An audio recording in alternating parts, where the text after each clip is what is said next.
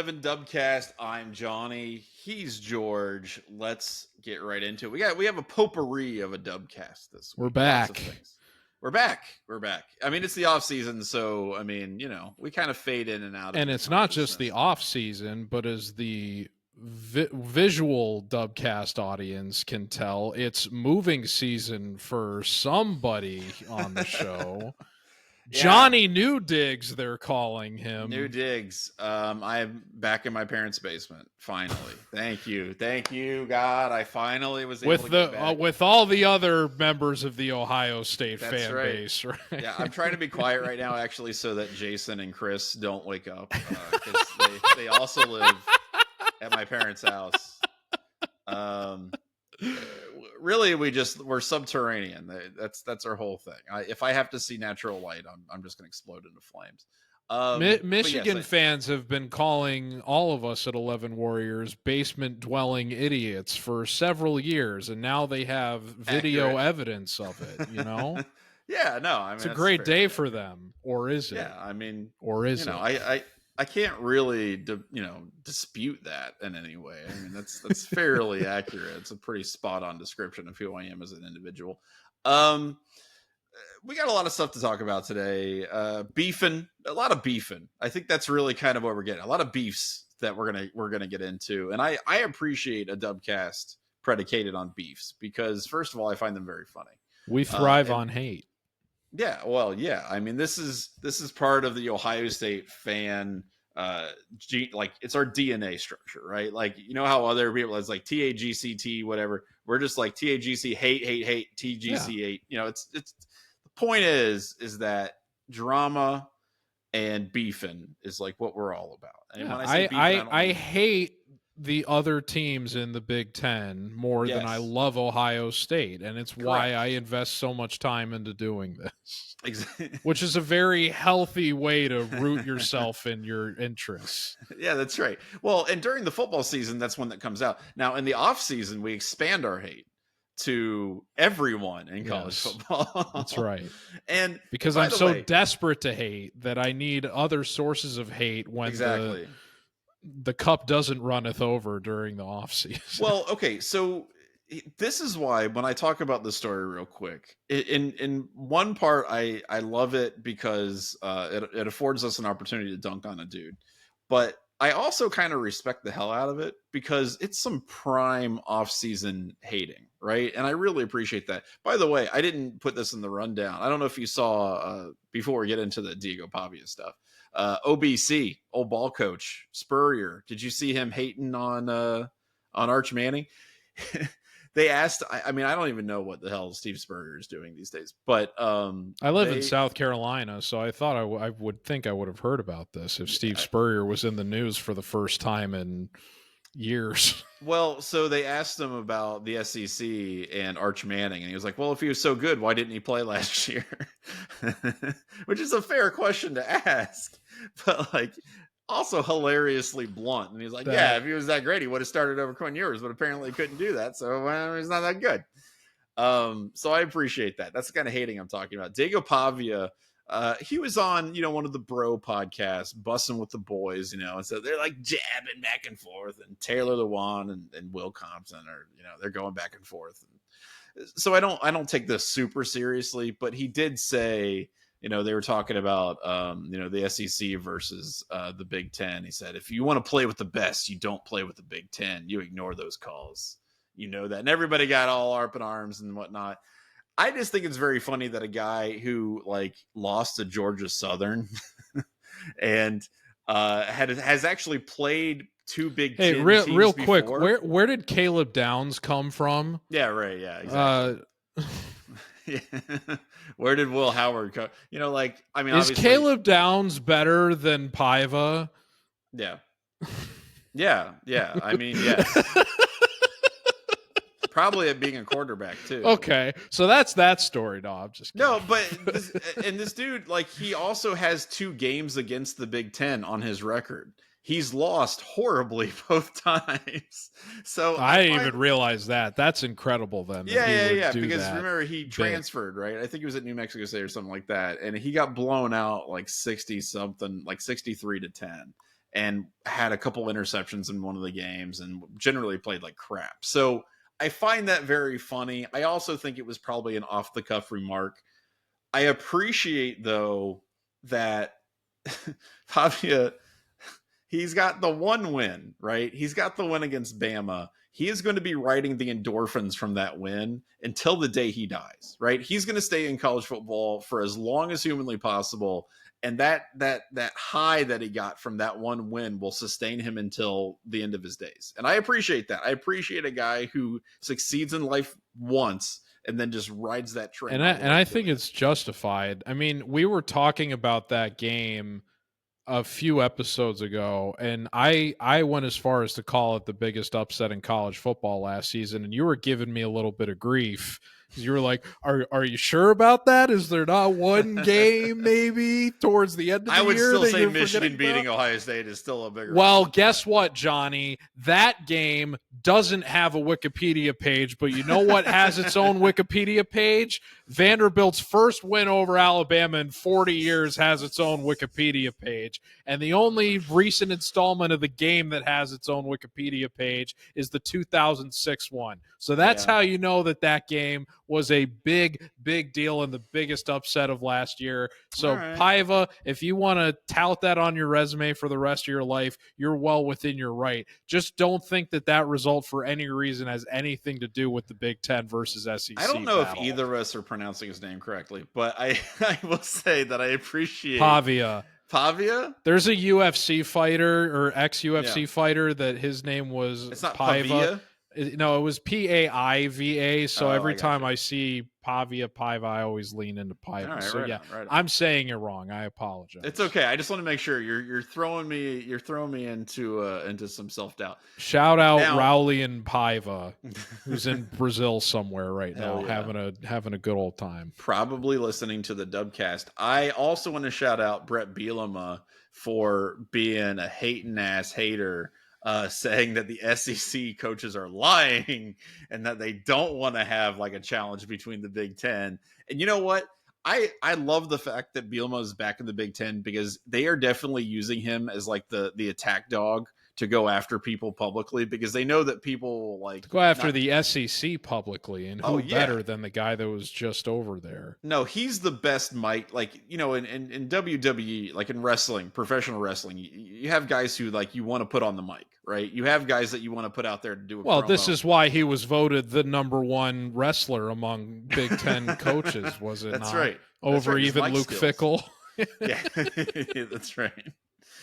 No, Bielema was the mic dude for the Big Ten. If you have a Big Ten coach that you want to get out there and just say some like absolutely out of pocket stuff or just attack somebody, Bielema's the dude to do it. So I'm glad he's back and feeling his oats, doing whatever he wants. You know how they talk about how when the visiting football team walks off the bus, having like the biggest guy walk off first to like intimidate the other team. Always Bret Bielema. If you had all the Big Ten coaches walk off the bus, you would have Bert walk off in front of all of them to intimidate the rest of the SEC coaches for the Big Ten challenge. Absolutely. I mean, the guy maybe James Franklin.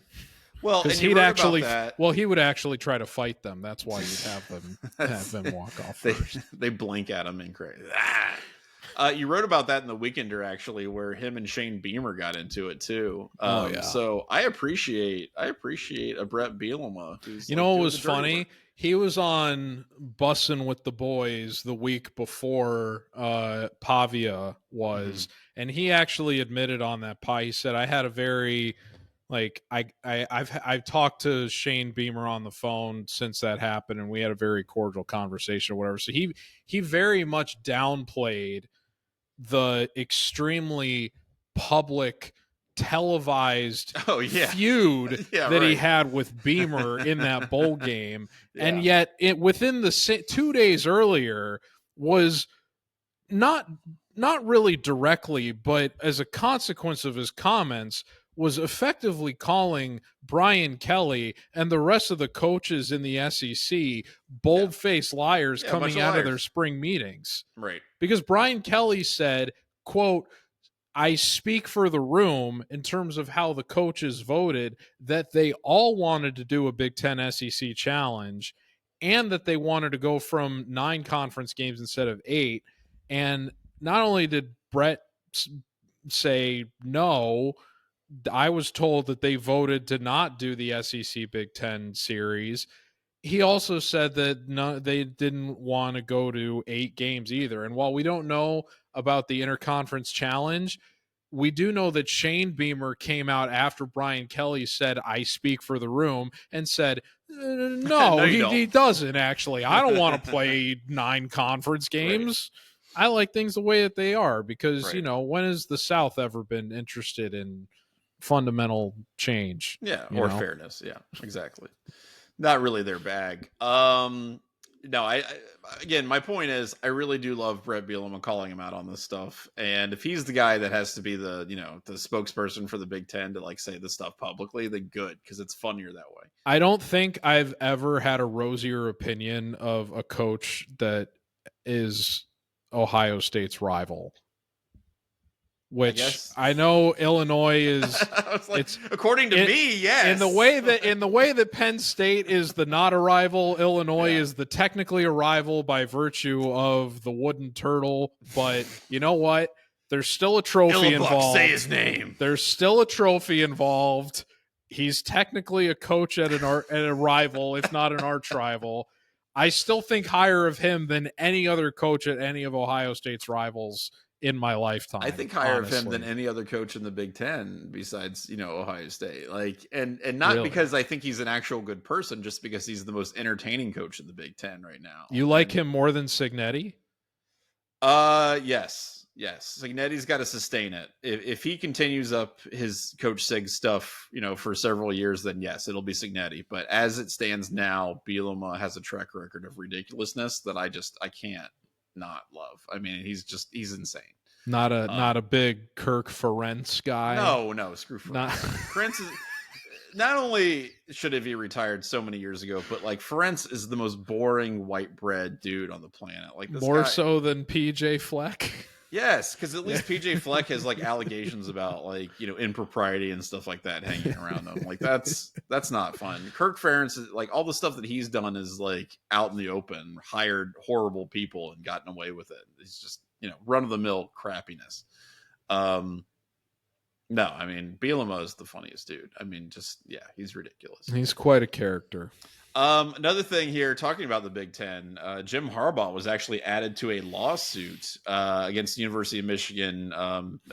This is about the Matt Weiss scandal, and essentially the claim is the allegations are that Harbaugh and others in the administration at Michigan knew that Matt Weiss was seen viewing private information in December of 2022, and then still allowed him to be co-offensive coordinator. No, he didn't. Yeah. Harbaugh didn't know about anything that anybody on his staff was ever doing ever. Yeah, no coach ever pays attention to what their subordinates are doing. No college football coaches are notoriously lazy and not detail oriented. So yeah, there's no way that he would have known or tried to know or cared to know. So there's no way. So anyway, that's the claim. It's a civil suit, so it's going to be the standard is slightly different than obviously a criminal prosecution, but Ward Manuel is on the lawsuit, for example, but it is in federal court. It's going to be interesting to see how this all plays out. Are they going to get done litigating the criminal case before they bring the civil one? That's a great question. Because I would think that they would be able to lean on evidence from that case in the civil trial if that were if they were to wrap that one up first. Yeah, I mean, the thing with Weiss is that that has been an ongoing investigation on the FBI's part for a long time, right? That's not new. So if that's the case, I don't know exactly what the timeline for something like that looks like, particularly when you have what appears to be pretty damning evidence. You know what I mean? This isn't a situation where it feels okay, well, are they going to, be able to, come up with all the dirt against them to put them away? It feels like the case seems fairly obvious, unless there's some kind of mitigating thing I'm not aware of. But because of that, and this is the second part about this, Weiss had been around the Harbaughs for a while. You know what I mean? Like, this isn't a dude who just showed up on their doorstep one day. It was like, hey, I can be your offensive coordinator. Like, which much in the way that Connor Stalions did.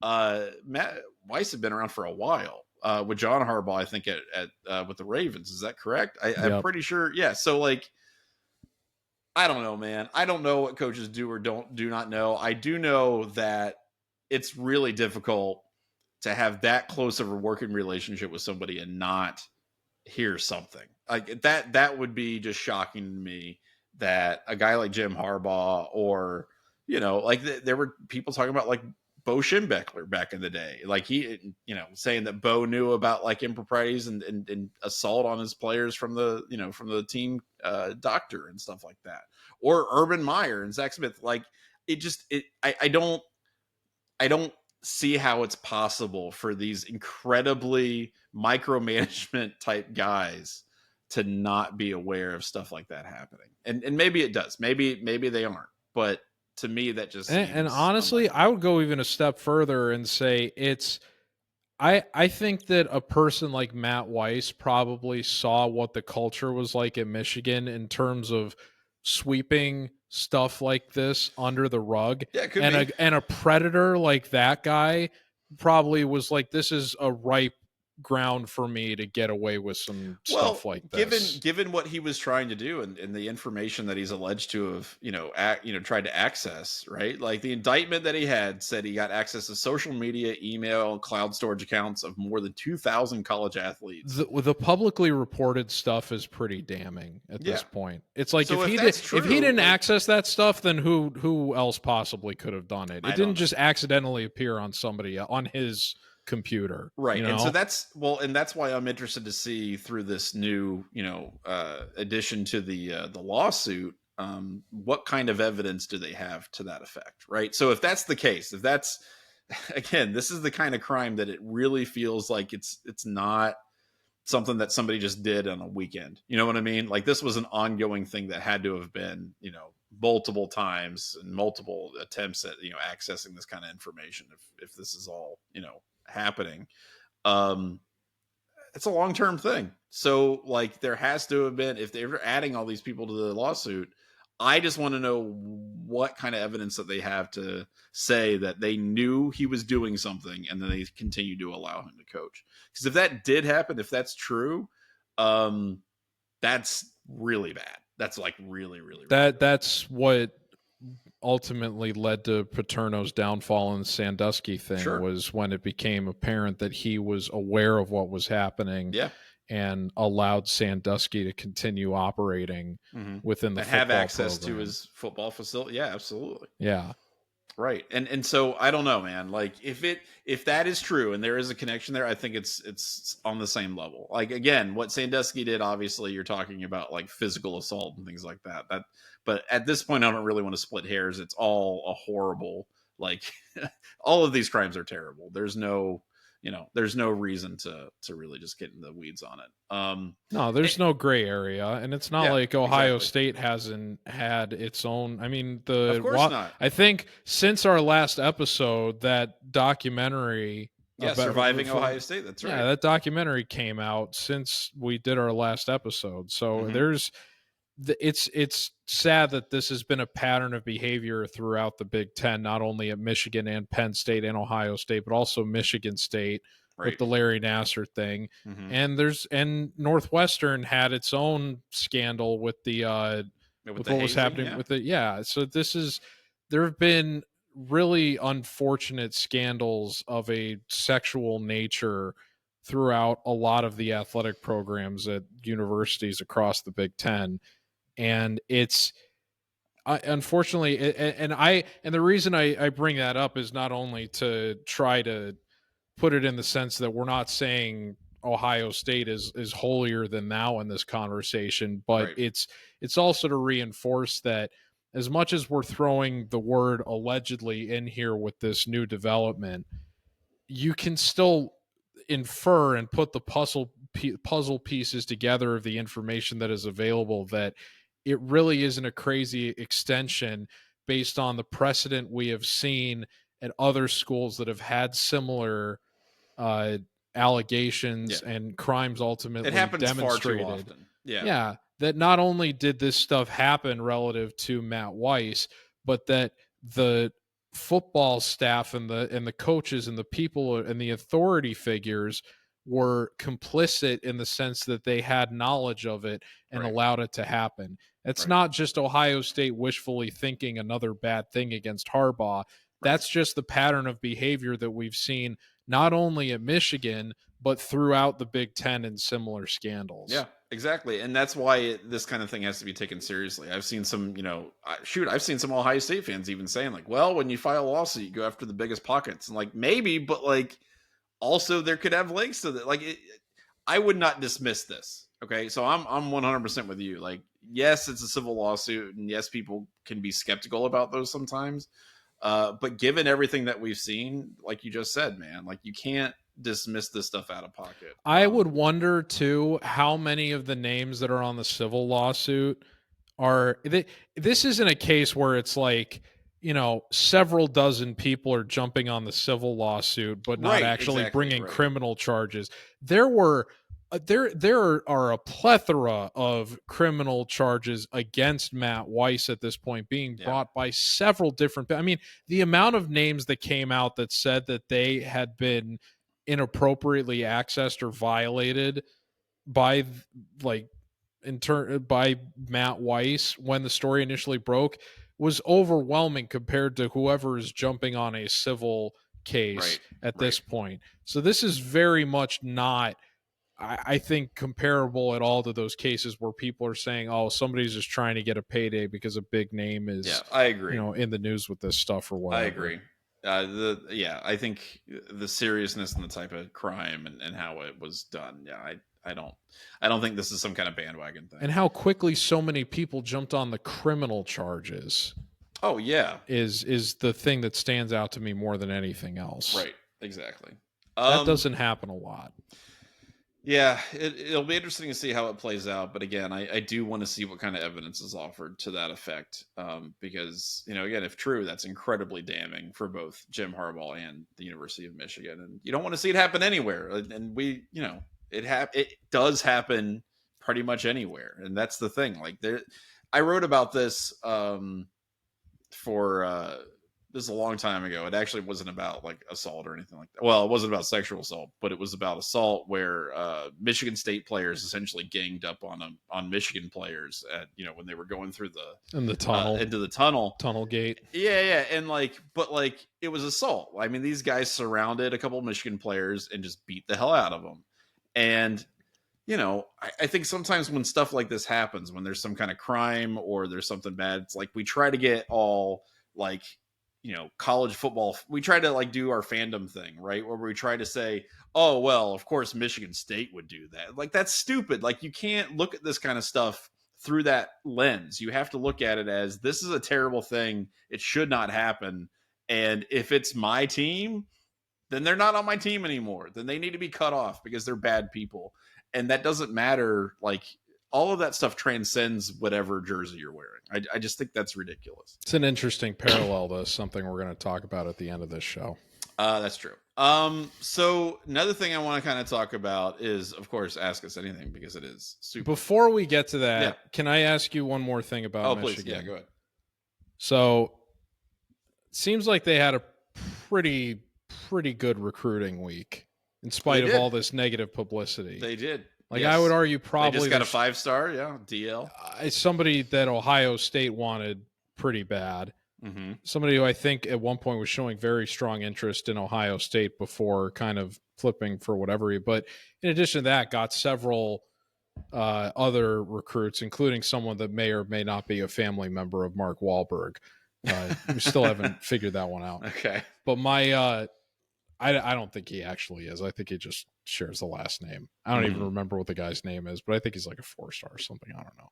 Anyway, that's not why I'm asking this. My point is, we still don't know if what happened with Weiss is linked to the Stalions scandal. We did just have the hearing about that 3 weeks ago. We're going to hear the results of that hearing supposedly in 90 days. one or two shows ago, we were talking about how, in terms of reading the tea leaves, the fact that we haven't heard anything is probably a good thing if you're an Ohio State fan that wants to see them punished. Right. We still haven't, there's still not been any signs of leaking or whatever. That being said, you would think that if something bad were to happen or was going to be coming, that would presumably turn players off from wanting to be, or recruits from wanting to be at that program in the future. Yeah. Does the fact that they just had arguably their strongest week of recruiting results under Sharon Moore, does that give you any concern that perhaps they've been communicating to those players that, or future players, recruits, what have you, that they're going to get out of this and that there's no reason for them to fear, so they can feel good about coming here? Right. Or do you think they would potentially lie about that just for the sake of them getting in there and then? I mean, they're going to present the rosiest possible interpretation of what they think. You know what I mean? Like, they're not going to go out and say like, "Oh, we're getting hammered, guys. Don't come to Ann Arbor. We're screwed. Sorry." Like, they're not going to say that. They're going to say the most optimistic possible thing. But if they were trying to dress it up, you would think that they'd even as young and impressionable as a lot of these athletes are, you would still think that they'd be able to sniff out the BS if they could tell that they weren't super confident in telling us that nothing was going to happen. The second element that is money, because if they're throwing just crap tons of giant bags with dollar bill signs on the side at kids, then they're gonna ignore. They're like, okay, well, I'm getting paid, and hey, guess what? If Michigan does get hammered, what can the college kid do? They can transfer. They can say, "See ya, I'm going to a place that can actually play in the playoff," and that's fine. So as long as money talks, I don't think that they're going to really be significantly impacted by this, at least in the short term. Now, if the NCAA does come down and hammer them, then yeah, that's going to hurt them. But honestly, like, I'm sure they're telling kids the rosiest possible picture of what they think is going to happen. They're still throwing money at them, and the kids can dip whenever they feel like it. So, like, I don't see what as long as the money's right, I don't see what the disadvantage is, honestly, for a kid to decide to go there. Okay. So in your opinion, this is more about just, making it rain than anything related to future program health relative to now you could argue forthcoming sanctions. You could argue that if boosters are willing to give Michigan that kind of money, then they must feel pretty good about the future of the program. But right, but they could be lying to those people too. Absolutely, they could. So I don't know that really tells us much of anything, honestly. Okay. I'm still pretty ambivalent on whether or not they're going to actually get the proverbial hammer. I really don't see that happening in general, but I think it'll be more than nothing. So we'll see what that looks like. But yeah, I don't know. It's just interesting because, again, the funniest scenario is the one I, of course, hope for, which is, the day before their first game of the season, they get the death penalty or something. I don't know about death penalty, but it's certainly lining up at least that the results of that hearing are going to come out right before the season starts. I don't think it'll come out till August. I honestly think it's going to be at the earliest, the first week of August or something like that. Well, 90 days is effectively 3 months. So 3 months from June 7th is basically September 7th. So a week into the season, really, is what it's probably going to be. So yeah, we'll see how that goes. But we'll keep an eye on it. And before we get to Ask Us Anything, we do have to remind you that the Dubcast is sponsored by the Drug Store at 11warriors.com. Shirts, hats, stickers, all kinds of great stuff. Check it out. I think it's pretty cool. Let's do Ask Us Anything. Yeah. We think it's pretty cool. It is cool. This is first one from Kevin. How's that 6'7" punter doing? Oh, you mean the guy that I said was going to win the Groza McLarty? Yes. Big McLarty huge, as I call him. Big McLarge huge. That was my dark horse pick for an award winner last season. And You didn't even see the field. Yeah, no. I mean, has he actually had like a single? I don't know that. Yeah, has he had like a single punt at Ohio I don't State? know. I Maybe think he got the yips after he got to campus. Yeah. You know, he the was. thing about being 6'7", and this is what's difficult, is that if you're a punter, the whole thing about punting is that you want to get that ball off your foot really fast. If you're 6'7", I gotta believe that it takes a little bit longer for you to do that than some other guys to do it. Hey, look, more power to him. I just looked up his stats. He had 2 punts last season. I don't even remember him kicking last season. That's crazy. He had 2 punts. What games did he have those? Well, in? that's what I'm gonna look up. He had 2 punts, one against Western Michigan and one against Marshall. Track. Yeah, that's tracks. And averaged 32.5 yards per punt. That 35.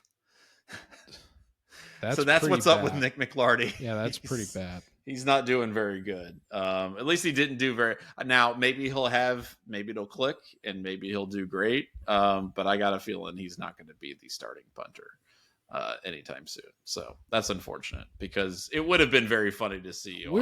He was on track to be the starting punter like a week out from the season last year, and then just totally went off a cliff. Yeah, I don't know what happened. Yeah. It's inexplicable. And the thing is, like, we complain about a lot of stuff, especially with regards to Ohio State special teams. I feel like punting was not something that I worried or thought about too much.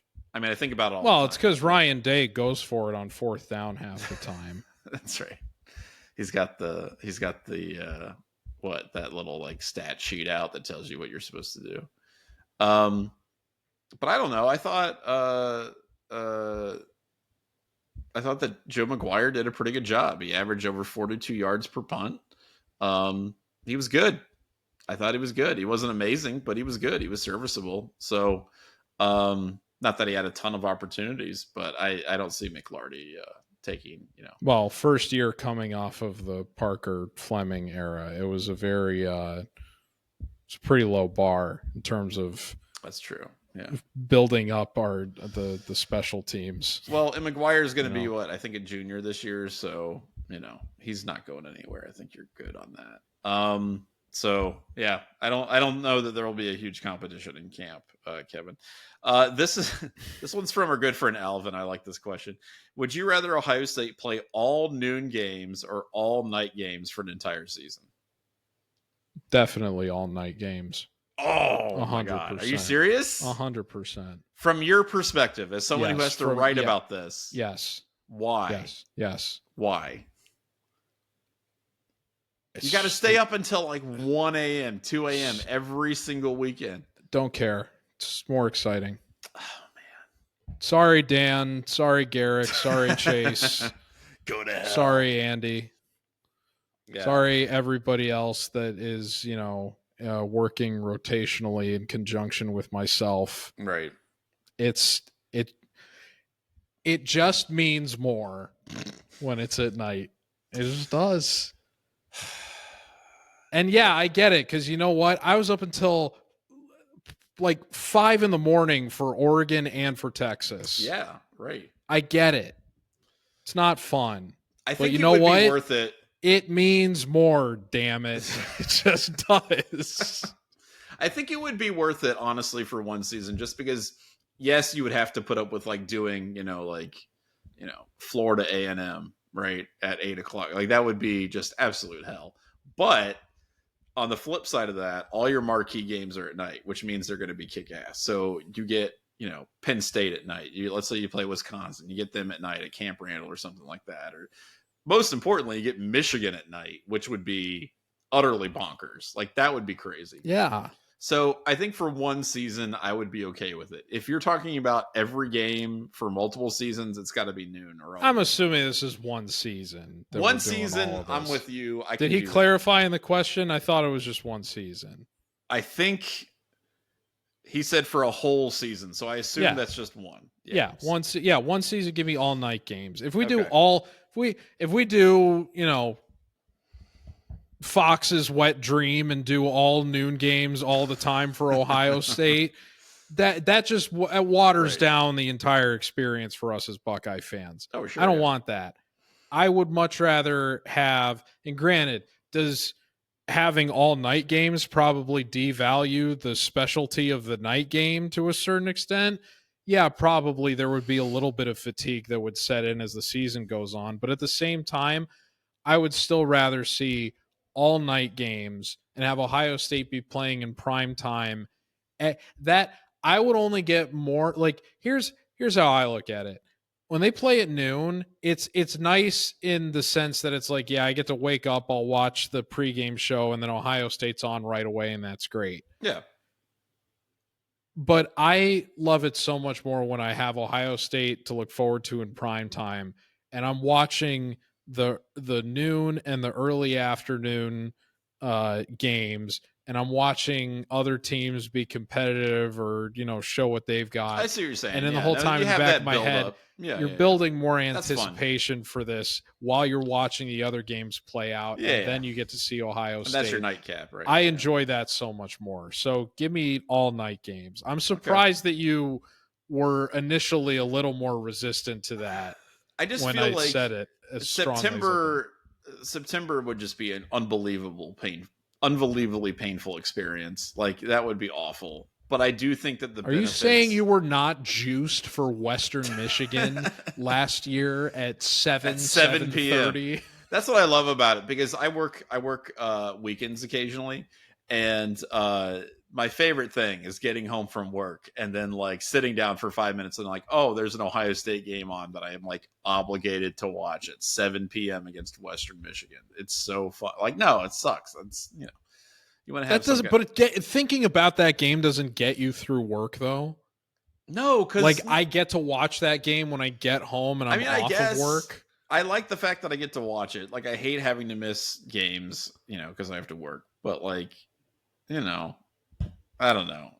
It's good to watch Ohio State football. I'm not going to lie. I do enjoy that. But if you miss a game while you're at work, do you like watch the full game afterwards? I watch most of it. It depends on like what happened. Like, let's say I had missed the Penn State game, right, this past year. I would have watched the entirety of it, like front to back. But if it's like Western Michigan, am I going to watch? No. Like, I'm going to be, I'm going to be fast forwarding through drives, stuff like that. I can't watch a taped game. Really? I can't do it. I have to be watching live as it happens, or it's just doesn't have the magic. I just don't feel as invested. Okay. It's crazy. I like it shouldn't, in theory, it shouldn't devalue the experience that much for me. Yeah, but what happened? There's no tension, I guess, right? Well,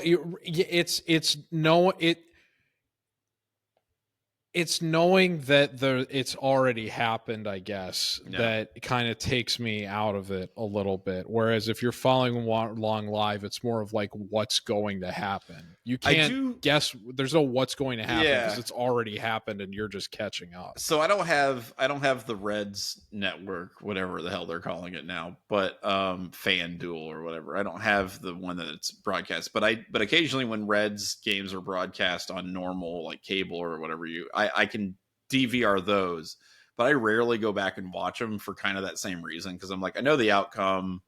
I'm not as invested in it. Oh, I'd struggle even worse with baseball than football. There's also 162 games. So you're like, okay, well, that was a week ago. I don't really care. So I get it. It makes sense. So great questions out of you guys. Keep sending those in. We'll keep answering them. Dubcast at 11warriors.com. Let's talk a little bit about the college football video game that we're not going to play, but complain about anyway. Jeremiah Smith got a 99 overall. The leaks were wrong. They said he had a 98. They bumped him to 99, probably in response to everyone telling them they were stupid. Ohio State third overall. Fine. I did think it was interesting. I saw a stat today about returning production, like returning players and things like that. Ohio State actually isn't too bad. They're kind of middle of the pack nationally. Purdue has one player coming back, which I thought was pretty insane. But I can see why you would put Ohio State third overall. I think they're probably closer to fifth, but whatever. I mean, who the hell knows in June? Ohio State stole 50% of Purdue's potential returning That's production. right. Yes, they did. It was all part of the long con. That's the only reason why they brought Claire over. It was just to screw them. And they're just going to use him as a blocker too. They'll never throw to. They'll never pass to him. They're not even going to use him for what he was doing at Purdue. Purdue fans are just like crunching up. Oh my god, that would be so funny. That actually would be the if they just turned him into a blocker. We're like, it's just him and Kaczmarek, and they're just like doing 2 tight end sets for like James Peoples, and he doesn't catch a single pass the entire season. Or if he just plays in like special teams all year, that would. If I was a Purdue fan and I saw Ohio State doing that to Claire, I'd lose my mind. That would be fantastic. That would be so funny. Another thing about College Football 26, Ohio Stadium rated 3rd toughest place to play in the country, which is very funny to me because I don't even think it's the 3rd toughest place to play in the Big Ten. No, I don't even know if you go back to the old divisions that it was the 3rd toughest place to play in the old division.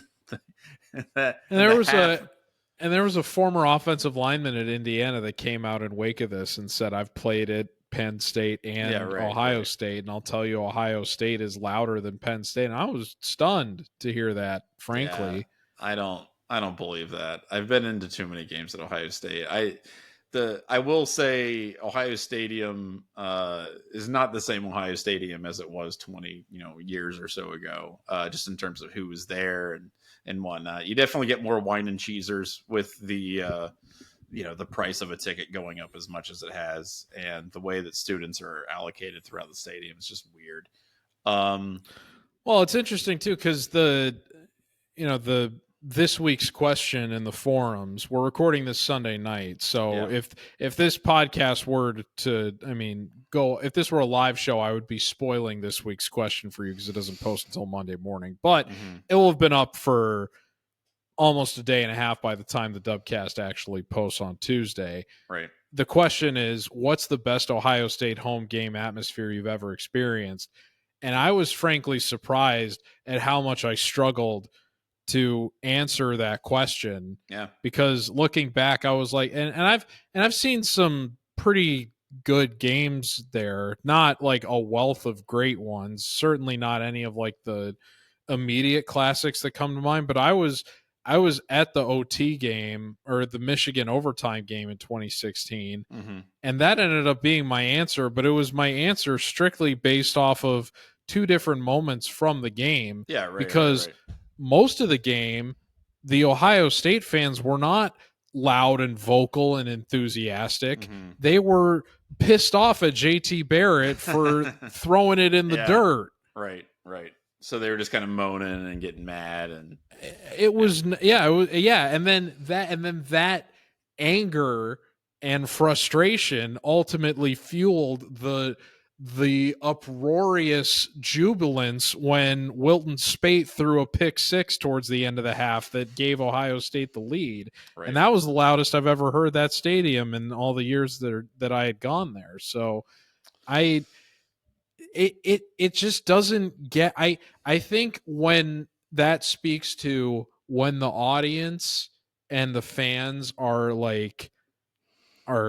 feeling great at the, like when it's peak, I think it probably becomes a top 5 atmosphere. Sure, But on a consistency basis, in terms of like being like that kind of juice is just not there when they're playing, out of conference opponents that are not ranked, or it just I've brought it up before. That Tulsa game, the first game I ever worked for 11 Warriors, where their coach, right after Travion Henderson just set an Ohio State rushing record against him, and he was in the post-game press conference talking about how quiet it was in Ohio Stadium. I mean, when Tulsa's head coach is willing to openly give you guff like that after a game in which they give up over 40 points and the freshman running back sets a rushing record against you, you were probably not a top 3 most difficult place to play in the sport. Yeah. I mean, I was at the '05 Texas game, which I put as my answer because that is just that environment was unbelievably electric. And part of that was because Ohio State night games were basically like unheard of right at that point. I mean, there had been some night games, but like not like that. And that was, I mean, people were just amped. I mean, you got Vince Young and, Texas in general and just yeah, that was a nuts environment. I was at the '06 Michigan game, the 1v2 game. That was crazy, but that was almost more like a party, like a celebration. It wasn't like we have to like be as loud as humanly possible to defeat this other team. It was like that in '04. I went to the '04 Michigan game. That was kind of crazy because people were like going to that game. Ohio State, I think, was 6-5 and was, or maybe 6-4. But anyway, it was a bad record for Ohio State. And people were kind of like, if we don't beat Michigan, we're burning this entire city down. So it was like super, I mean, people were locked in. That was a lot of fun, but that '05 Texas game was sick. And I've been to a bunch of Ohio State games since, and I don't think anything's touched that. Including some night games against like Penn State. I heard Tennessee was pretty crazy. I heard that too, season. and I was maybe a little surprised given the fact that so many Tennessee fans were supposedly there, but like apparently the environment was unbelievable. So I hope that's the case, and I hope that carries over into more games like that in the future because yeah, on a game-to-game basis, Ohio State is not number 3 overall. Unfortunately. And you would, but when they're peaking, I think they are, which is why I can believe the Tennessee environment was as great as it was. Right. But on a game in game out basis against like an average opponent, I don't think they're bringing the juice. I don't think we as fans are bringing the juice. That's just my perspective. I wish we were.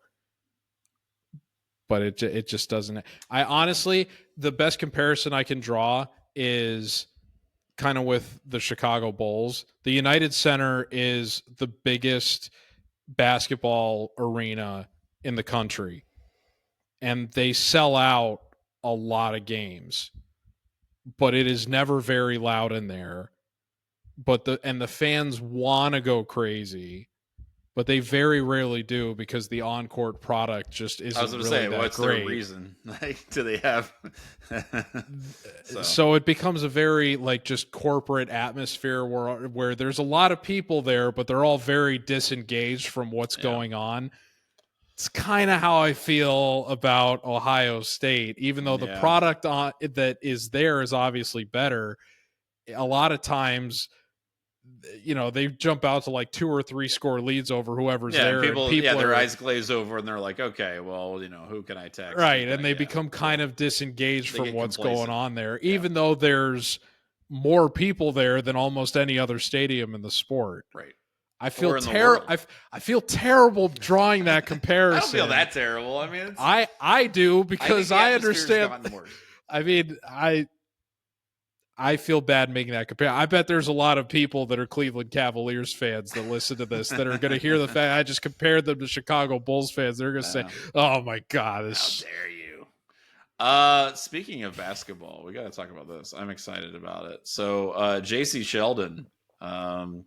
Speaking of the Weekender, too. There's some beef on these streets between Jacy Sheldon and Caitlin Clark. Street beefs, WNBA edition. That's right.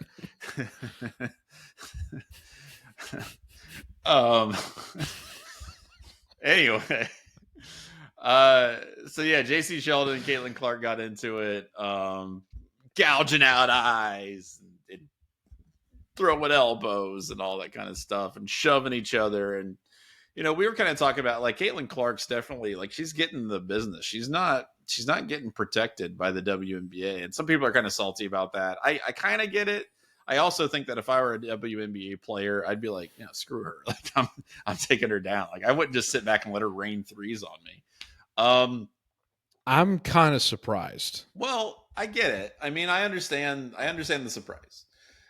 I also think that Caitlin Clark is a huge flopper, and it drives me up a wall to see people ignore the fact that she clearly is embellishing contact a lot, and that she also I don't know. And she initiates a lot of contact, which is why Jacy Sheldon despises her, is because she said that's what started the whole thing, was her saying you can't do that in terms of initiating the contact, and then her saying I can do whatever the F I want. Like, yes, I can. And that's what's annoying to me, because I can do whatever I want too. A lot of this conversation debate that people have about this with Caitlin Clark is like, oh, I can't believe she's just getting beat up all this time. And it was like, okay, I kind of get that, but also it's not like she's just, she's just trying to like do her thing and be Steph Curry. Like, she's initiating, she's trying to draw fouls. She knows that like she'll get a lot of attention.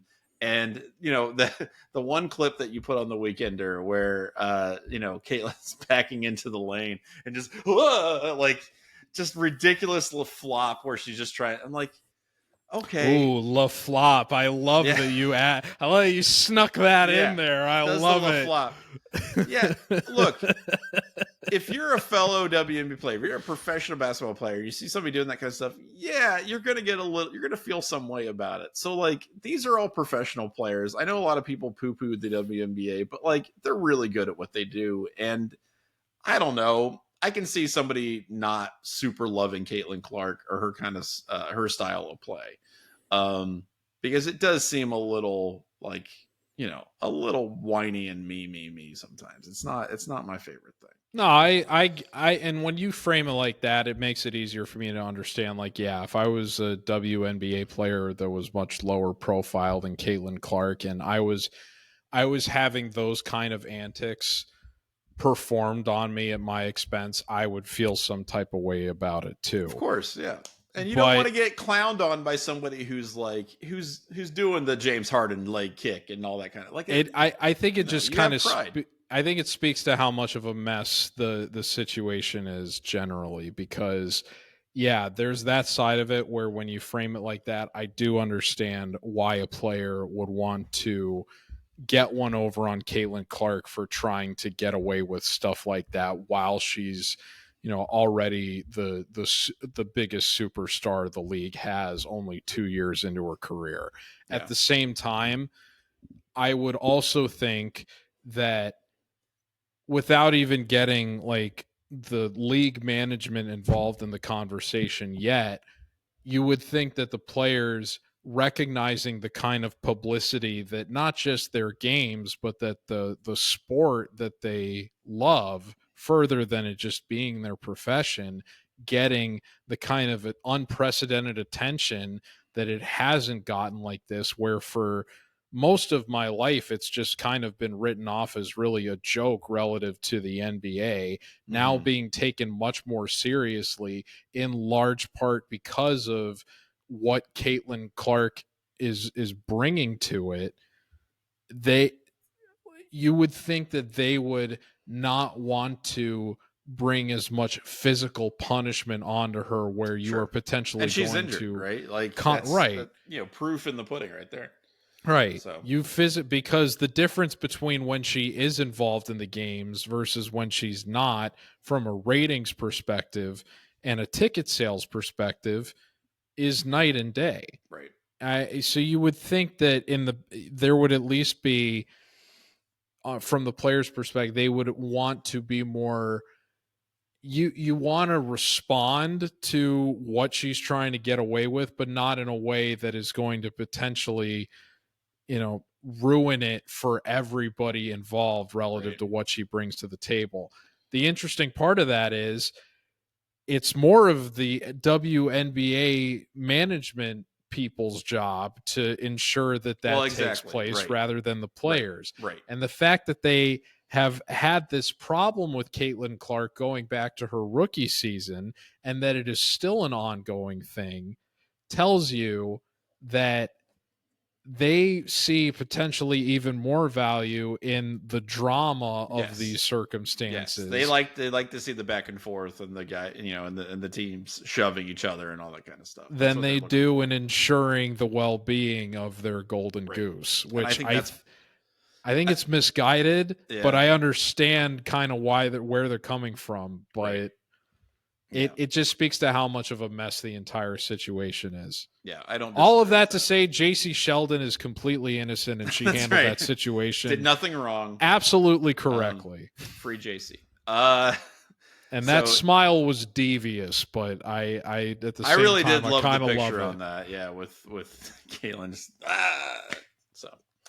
Last thing we have to talk about real quick. Obviously, this is a very serious thing that happened recently. Former Ohio State offensive lineman Kirk Barton was charged with aggravated vehicular homicide after a fatal car accident in Dublin, up here in Ohio.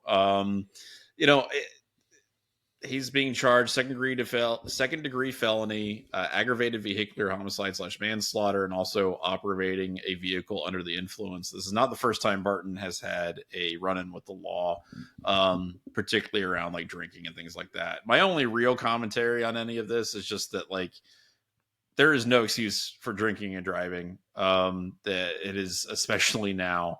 It's horrible what happened. The family of Ethan Perry is going to have to deal with that loss, forever, because of, a really just terrible, awful decision that Barton made, or is alleged to have made, I guess.